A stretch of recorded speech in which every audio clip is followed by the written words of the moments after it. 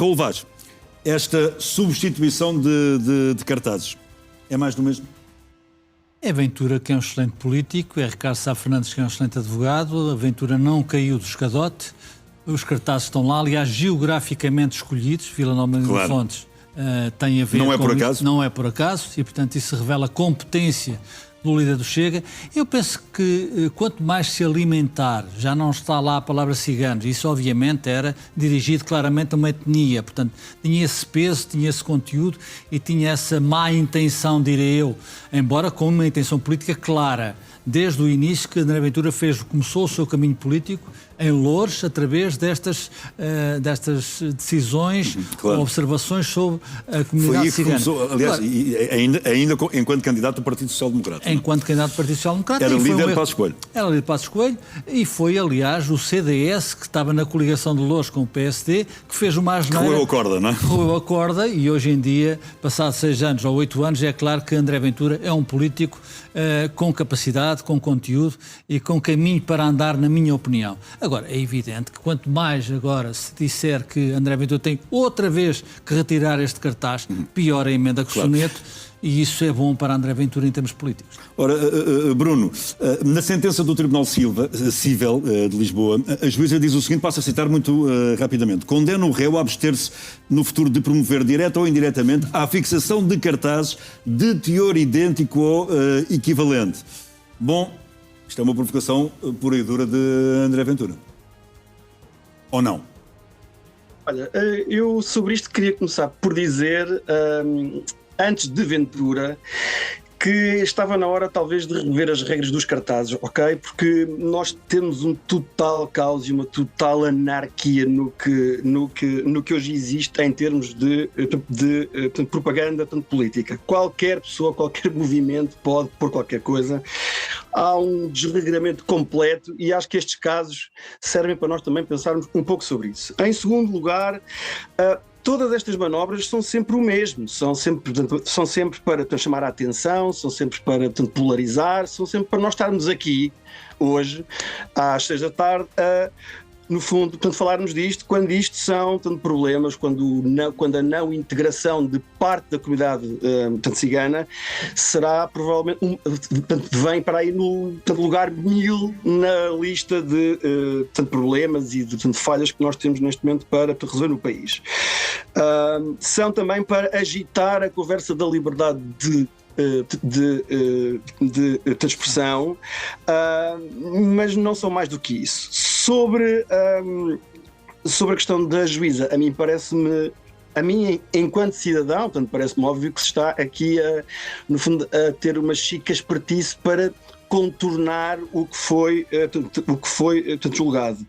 Não sei o que é que sairá daí, de certeza que haverá opiniões jurídicas em várias direções, mas queria só sublinhar por fim que, independentemente de ser de provocação, de estar contra a Convenção, de estar contra regras europeias, o que nós temos sempre nisto é, no fundo, aqui o uso de problemas que podem ser reais, mas que são, no fundo, completamente tempolados e que são realmente usados para dividir, para espartilhar, para criar cultura de divisão, não só sobre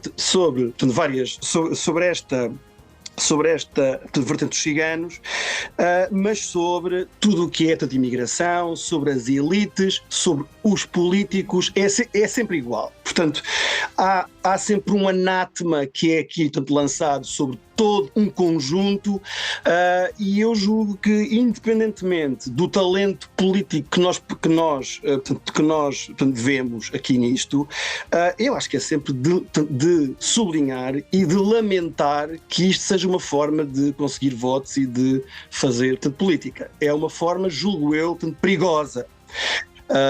Pode ter sucesso, mas julgo que assenta numa fórmula que é muito arriscada.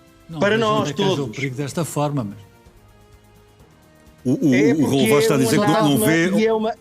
Não, é porque é porque esta forma de falar de uma certa minoria é exatamente a mesma que é, portanto, usada para, portanto, falar de toda a gente que não esteja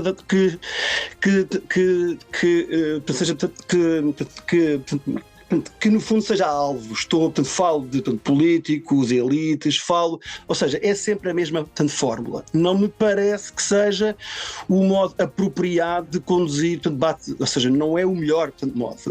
E, portanto, eu, enquanto jornalista, é muito difícil não ver isso e não, no fundo, notar isso. Eu posso estar de acordo ou em desacordo com dadas posições políticas, mas esta forma, portanto, tratando todos os imigrantes, todos os ciganos, é o nativismo, claro, é o nós contra eles. Eu acho que é uma forma injusta e perigosa e muito arriscada do ponto de vista quer social, quer do ponto de vista político. Daí o problema que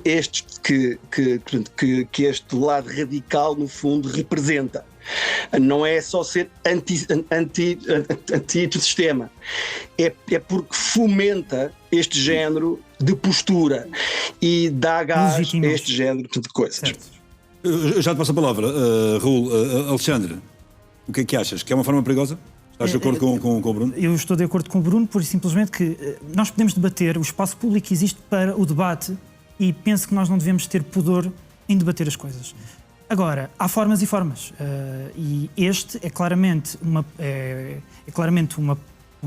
para incendiar, uma forma fácil, uma forma muito... O nativismo é uma característica muito clara. É um discurso de ódio, é o que está aqui em causa? É um apelo ao ódio? É um apelo, pelo menos, a criar um inimigo comum, um inimigo fácil que, como o Bruno referiu bem, não é o pior dos nossos problemas neste país.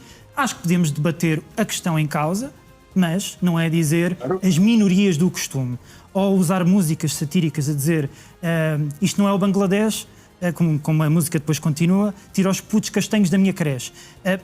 Nós não podemos ser, e considero que nós não podemos ser anjinhos e achar que isto é um método legítimo, institucional e correto para discutir um tema como social-dependência. Sim, podemos discutir, vamos olhar para os números de forma institucional. E é por isso que eu acho que, e considero, e concluo muito rapidamente, que isto é mais um capítulo no círculo de André Ventura. Concordo com o Raul numa questão muito importante, que é quanto mais... Isto é precisamente este debate que está a acontecer, que André Ventura quer que aconteça e está a conseguir. Agora a juíza tem nas suas mãos de decidir se vai novamente pedir para retirar ou não estes cartazes.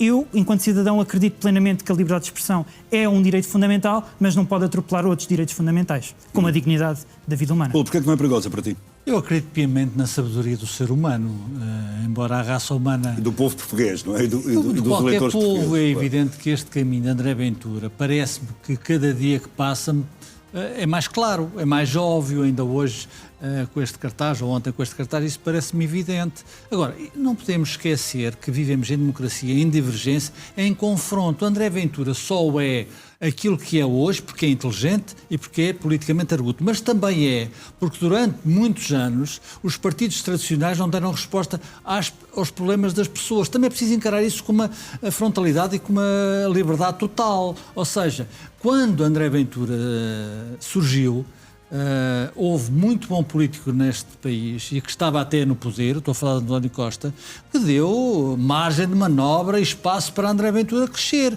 As coisas às vezes correm mal, ou seja, António Costa e o Partido Socialista tinham em André Ventura o elemento fundamental para destruir ou para minorizar o PST. Virou-se o bico contra o prego, quer dizer, e portanto agora não é dizer a André Ventura que um cartaz que diz que as minorias são o costume. Eu acho que qualquer pessoa minimamente inteligente, e qualquer pessoa é minimamente inteligente, na minha opinião, sabe distinguir o trigo do joio. Portanto, se a juíza do Tribunal Cível voltar a dizer a André Ventura retira este cartaz, ele fará outro cartaz, subirá novamente ao escadote, porá o cartaz num sítio geograficamente apetecível para os seus objetivos, claro. E as pessoas dirão...